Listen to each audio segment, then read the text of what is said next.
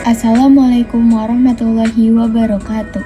Perkenalkan, nama saya Nauzaira Radika dengan nomor NIM 06035222033. Sebelum saya menjelaskan kepada tokoh yang pertama, saya akan menjelaskan apa itu psikologi humanistik.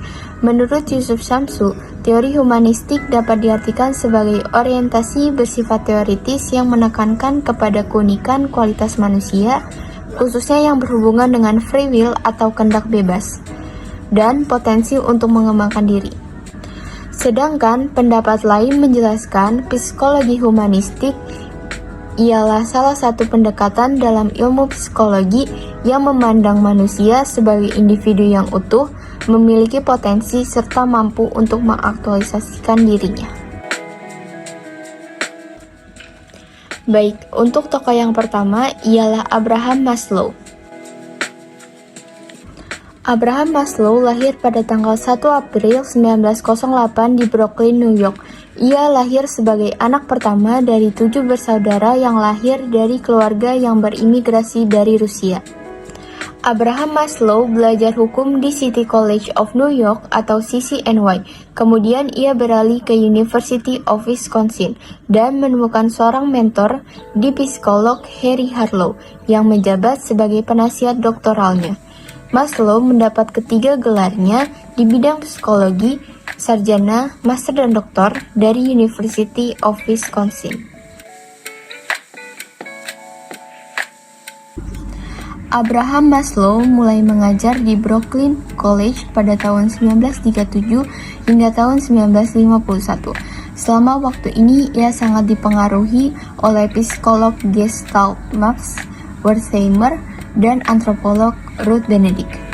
Selama tahun 1950-an, Maslow menjadi salah satu pendiri dan kekuatan pendorong di balik aliran pemikiran yang dikenal sebagai psikologi humanistik.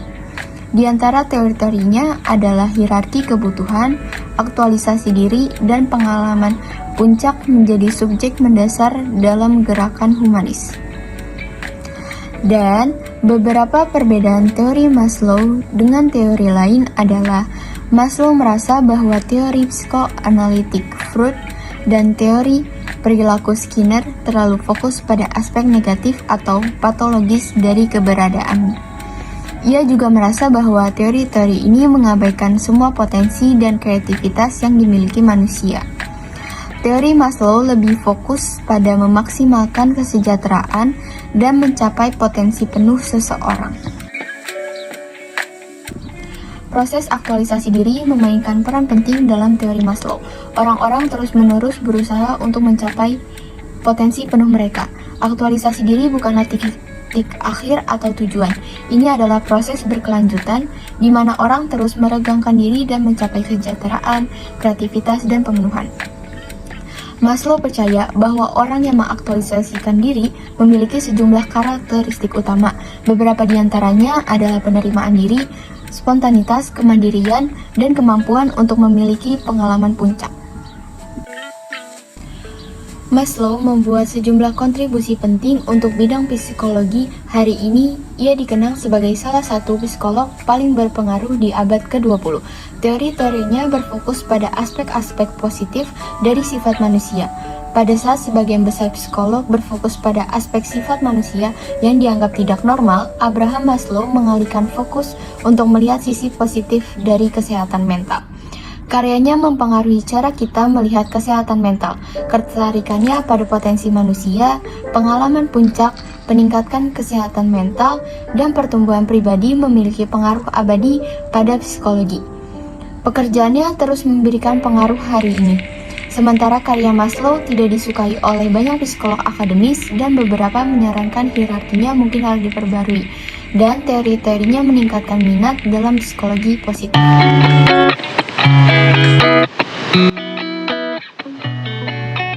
Charles Rogers Ransom Rogers lahir pada 8 Januari 1902 di Oak Park, Illinois, Amerika Serikat, dan wafat pada tanggal 4 Februari tahun 1987 di La Jolla, California. Rogers kuliah di University of Wisconsin, Terapi, minatnya pada psikologi dan psikiatri berawal saat dia menjadi mahasiswa di Union Theological Seminary, New York City.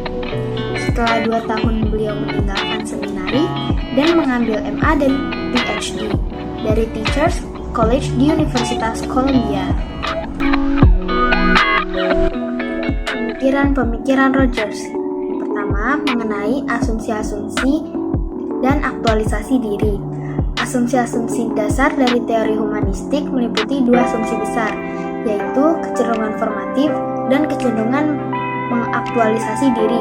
Kecenderungan formatif merupakan kecenderungan terhadap hal baik, organis maupun anorganis, untuk berkembang dari suatu bentuk sederhana menjadi suatu bentuk yang lebih kompleks. Kecenderungan mengaktualisasi diri merupakan kecenderungan setiap makhluk hidup untuk bergerak menuju kesempurnaan. Kemudian, mengenai struktur kepribadian. Sejak awal, Rogers mengamati bagaimana kepribadian berubah dan berkembang. Dan ada 3 konstruk yang menjadi dasar penting dalam teorinya. Yang pertama, organisme, medan fenomena, dan self. Kemudian, pemikiran selanjutnya yaitu Rogers memerinci 5 ciri kepribadian orang yang berfungsi sepenuhnya. 5 sifat ini khas orang yang berfungsi sepenuhnya. Pertama adalah keterbukaan terhadap pengalaman. Kedua adalah kehidupan eksistensial. Ketiga adalah kepercayaan terhadap organisme orang itu sendiri. Keempat adalah mengenai perasaan bebas. Dan yang terakhir, mengenai kreativitas. Assalamualaikum warahmatullahi wabarakatuh. Nama saya Niki Putriativa dengan NIM 0603 522034 akan menjelaskan tentang otorank.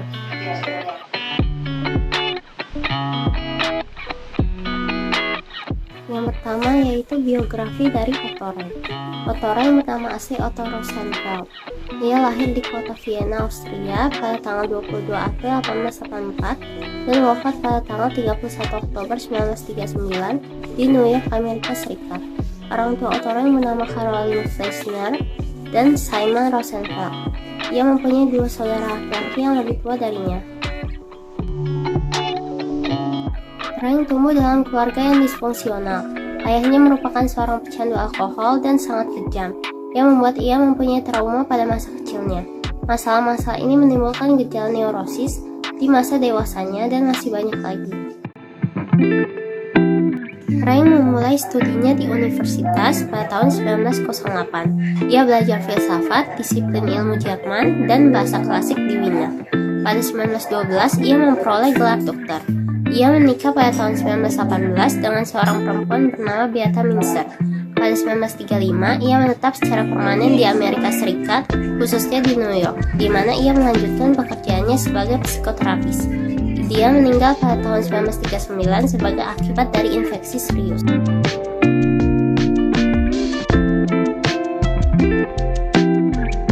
Selanjutnya yaitu karya-karya dari otorank, yaitu The Artist, The Interpretation of Dream, Truth and Reality, The Trauma of Birth, Psychology and the Soul, Modern Education, dan Will Therapy.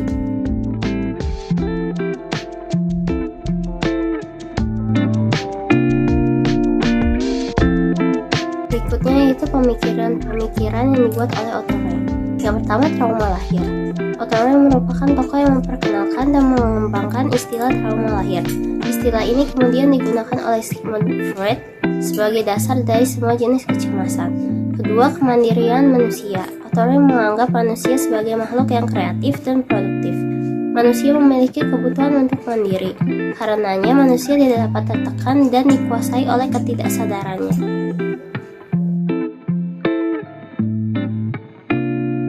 Yang ketiga yaitu psikoterapi.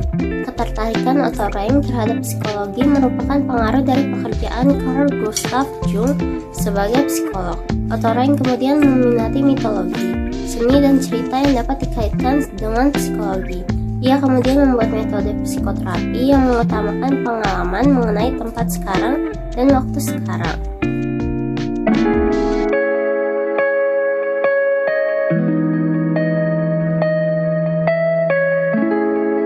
Selanjutnya yaitu teori yang dibuat oleh otorank. Yang pertama, kehendak pembebasan.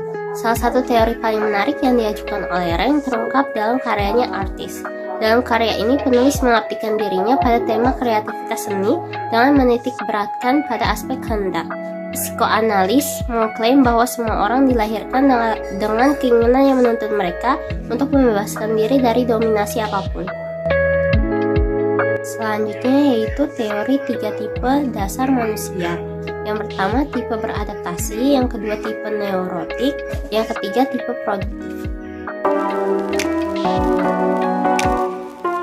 Hai, aku Raisa Sabrina dari kelompok 7 dengan nomor NIM 06035222035.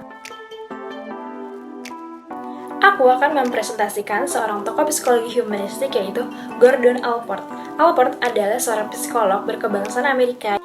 Gordon Allport lahir di Indiana. Ia adalah anak bungsu dari 4 bersaudara. Pada tahun 1915, ia mendapatkan beasiswa di Harvard College. Semasa hidup Gordon Allport, ia juga memiliki beberapa penghargaan. Di antaranya adalah ia terpilih menjadi Ketua American Psychological Association tahun 1939, dan ia mendapatkan Gold Medal Award of the APA tahun 1963, dan pada tahun 1964 ia dianugerahi penghargaan ilmiah termuka dari Harvard, dan pada tahun 1966 dihormati sebagai Profesor Etika Sosial pertama di Harvard. Secara umum, teori Allport memberi definisi positif terhadap manusia. Teori Allport itu telah membantu manusia untuk melihat diri sendiri sebagai makhluk yang baik dan penuh harapan. Hal ini terlihat dari teori Allport, yaitu gambaran kodrat manusia adalah positif, penuh harapan, dan menyanjung-nyanjung. Memandang satu pribadi positif dan apa adanya merupakan definisi pribadi sehat. Inilah kelebihan dan kekuasaan dari teori Allport. Kepribadian manusia menurut Allport adalah organisasi dinamis dari dalam individu sebagai sistem psikofisis, yaitu yang menentukan cara yang unik atau khas dalam menyesuaikan diri dan lingkungannya. Kemudian Allport juga berpendapat bahwa kepribadian yang neurotis dan kepribadian yang sehat merupakan hal yang mutlak terpisah. Namun dalam hal ini, kekuasaan Allport adalah tentang antisipasi. Dalam teori Allport, antisipasi adalah penting untuk membentuk siapa dan apakah kita dalam membentuk identitas diri kita. Dalam teori Allport juga memandang bahwa kesehatan psikologis itu melihat ke depan, bukan melihat ke belakang. 6 kepribadian yang matang menurut Gordon Allport. Yang pertama adalah perluasan dari rasa diri. Yang kedua, kepribadian yang matang memiliki dikarakteristikan dengan memiliki hubungan baik dengan orang lain. Yang ketiga, keamanan emosional atau penerimaan diri. Yang keempat adalah manusia yang psikologisnya sehat juga memiliki persepsi realistis terhadap lingkungan mereka. Yang kelima, pemahaman dan humor. Yang keenam adalah filsafat hidup yang menyatukan. Struktur kepribadian menurut Allport. Menurut Allport, traits adalah kunci mendefinisikan kepribadian. Allport berpendapat bahwa pengertian-pengertian kebiasaan, traits, dan sikap diri dan kepribadian itu masing-masing bermanfaat dan berbeda satu sama lain. Teori Allport kemudian dinamakan trait psikologi. Pada akhirnya, kontribusi Allport adalah teorinya mengenai traits. Ia mengklarifikasi dan merevisi menurut perkembangan teorinya sendiri. Trait adalah sistem mental atau neuropsikis yang digeneralisasikan dan mampu mengarahkan stimulus yang akan menghasilkan perilaku yang adaptif dan ekspresif. Apa peran motivasi kesadaran dalam teori kepribadian? Allport menekankan tentang pentingnya motivasi kesadaran. Orang yang dewasa yang sehat pada umumnya menyadari atas apa yang mereka lakukan dan alasannya mereka melakukan itu. Allport tidak menolak keberadaan atau kepentingan proses ketidaksadaran. Ia menyadari fakta bahwa beberapa motivasi didorong oleh gerakan tersembunyi dan dorongan yang disublimasi. Semasa hidup Allport, ia juga mempunyai karya-karya yang bermanfaat. Pada tahun 1939, ia mengeluarkan buku yang berjudul Personality of Psychological Interpretation. Dan di buku yang kedua ini, rilis pada tahun 1950 yang berjudul The Individual and His Religion. Dan di buku yang ketiga ini, rilis juga pada tahun 1950 dengan judul The Nature of Personality. Dan di buku yang keempat ini, ada The Psychology of Reward pada tahun 1947. Gordon Allport meninggal pada 9 Oktober 1967. Kabarnya ia meninggal karena kanker paru-paru yang disebabkan oleh pola hidupnya yang merokok. Assalamualaikum warahmatullahi wabarakatuh. Saya Rati Melendari dengan NIM 06 035 22036. Hari ini saya ingin mempresentasikan salah satu tokoh psikologi humanistik yaitu Rollo May. Rollo May lahir di Ada, Ohio pada 21 April tahun 1909. Pada tahun 1939 saat belajar teologi, ia menulis buku pertamanya yaitu The Art of Counseling. Pada tahun 1946, May membuka praktik private sendiri dan 2 tahun kemudian bergabung sebagai pengajar di Institut William Alanson Wright. Pada tahun 1949, saat usianya menginjak 40 tahun, dia mendapat gelar Doctor of Philosophy dalam psikologi klinis dari University of Columbia. Setelah menerima gelar doktor dari University of Columbia, Rollo May mulai bekerja sebagai konselor, psikoterapis, dan profesor di New School for Social Research di New York. Dia juga mengajar di Harvard dan Yale. Pada 1958, dia menulis buku Existence bersama Ernest Angel dan Henry Ellenberger yang memperkenalkan psikologi eksistensial ke Amerika Serikat. Dia menghabiskan tahun terakhir hidupnya di Tucson, California, sampai ia meninggal pada tahun 1994. Rollo May merupakan salah satu tokoh pendukung psikologi humanis. Psikologi humanis ditetapkan sebagai sebuah gerakan sosial dalam psikologi. Penetapannya dilakukan dalam sebuah konferensi di Old Saybrook pada tahun 1964. Dalam gerakan psikologi humanis, May berperan sebagai salah satu pengembang dari segi keilmuan bersama dengan Carl Rogers dan Abraham Maslow. Konsep dasar dari teori Rollo May yaitu being in the world. Banyak individu yang merasa sedih dan cemas disebabkan adanya alienasi dari dalam diri atau dunia mereka, sehingga mereka tidak memiliki gambaran yang jelas akan dirinya dan merasa terisolasi dari dunianya. Alienasi dimanifestasikan dalam 3 area yaitu keterpisahan dari alam, kurangnya hubungan interpersonal yang bermakna, dan yang terakhir keterasingan dari diri yang autentik. Ada 3 bentuk being in the world yaitu amelt. Amelt adalah rasa bersalah karena hasil keterpisahan dengan alam, dan midwelt yaitu muncul karena ketidakmampuan untuk secara akurat melihat dunia orang lain, dan yang terakhir ada eigenwelt. Eigenwelt yaitu rasa bersalah berdasarkan dengan hubungan dengan diri kita sendiri. Individu dikatakan sehat apabila hidup dalam ketiga bentuk being in the world yang ditandai dengan kemampuan beradaptasi dengan dunia alam, berhubungan dengan orang lain sebagai manusia, dan kesadaran akan antisia atas apa arti dari semua pengalaman. Selanjutnya adalah non-being. Non-being merupakan kebalikan dari being in the world. Non-being merupakan kehampaan atau ketakutan akan ketiadaan yang diakibatkan oleh kesadaran manusia. Bentuk dari non-being adalah kematian, kecanduan alkohol dan obat-obatan, aktivitas seksual yang bebas, perilaku kompulsif, konformitas buta atas ekspektasi masyarakat, sikap permusuhan, perilaku merusak, dan sebagainya. Konsep dari teori Rollo May yaitu yang pertama adalah kecemasan. May mendefinisikan kecemasan sebagai kondisi subjektif ketika seseorang menyadari bahwa eksistensinya dapat dihancurkan dan ia dapat menjadi bukan apa-apa atau nothing. Kecemasan kemudian dapat muncul dari kesadaran atas non-being seseorang atau dari ancaman atas nilai-nilai yang dianggap penting untuk eksistensi seseorang. Yang kedua adalah rasa bersalah.